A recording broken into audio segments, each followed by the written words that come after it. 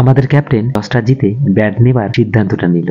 আমাদের ক্লাবের দুই ওপেনার ব্যাট ধরতে নেমে পড়লো। বন্ধুরা, যদি আমরা এই ম্যাচটা জিতি তাহলে আমরা ফাইনাল খেলার অংশগ্রহণ করতে পারবো। আমাদের ক্লাবের সম্পাদকও চলে এসেছে আমাদের খেলাটা দেখতে। যদি হেরে যাই একটা মান সম্মানের ব্যাপার। বন্ধুরা, ওপেনে যে সাদা ছেলেটা নেমেছে ওই ছেলেটা কে তোমরা যদি গেস করে বলতে পারো একটা কমেন্টে জানিয়ে দিও। সেমিফাইনালের প্রথম ম্যাচ জিততে পারলে আমরা একটা প্রাইজ পাচ্ছি, আর যদি হেরে যাই তাহলে আমরা এখান থেকেই বিদায় জানাবো। বন্ধুরা, ছেলেটা আর কেউ ছিল না, ছেলেটা ছিলাম আমি। কিন্তু আমার ভাগ্যটাই দেখো, প্রথম বলে আমি মারলাম আর প্রথম বলে আমি ক্যাচ আউটে বাইরে চলে এলাম। কিন্তু আমার ম্যাচটায় আমি ভালো খেলতে পারিনি, কিন্তু আমাদের ক্লাবের সব ছেলেরাই খুব সুন্দর খেলেছিল। তাই তো আমাদের রানটা হয়েছিল 8 ওভারে অনেকটাই। আমার ভিডিওগুলো যারা দেখছো তারা একটা কমেন্ট করে জানিয়ে দিও তোমাদের ক্রিকেট খেলা খেলতে কেমন লাগে।